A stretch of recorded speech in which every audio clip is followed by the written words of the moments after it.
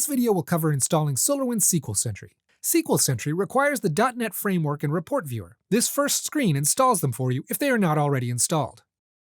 The complete install deploys the Database Monitoring Service and the SQL Sentry portal for web browser access. Additional options are the Software Client Install, which installs only the SQL Sentry client, and the Custom Install, which allows you to specify which components you wish to install. We'll be going through the complete install here.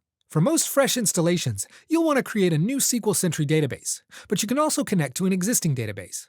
In that case, you need to verify its existence and specify an authentication method. If you're creating a new database, make sure the SQL Server name is correct. You can change the name of the database, but it defaults to SQL Sentry. You will also choose how to authenticate to the SQL Server using either Windows Integrated or SQL Server Authentication.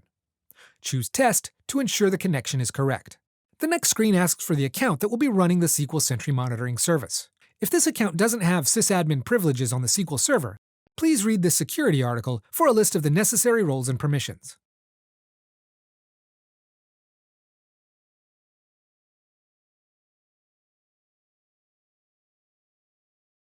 The final screen sets up the SQL Sentry portal, a browser-based option for accessing your performance analytics using a web browser. Once the setup is complete, you have the option to launch the portal configuration utility. For this video, we'll launch it. You have the option to send anonymous usage data to SQL Sentry. This provides us with information that helps us improve the product.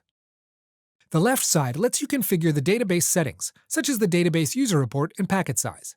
The right side specifies web server binding properties. You can change the IP address or port number and specify using SSL.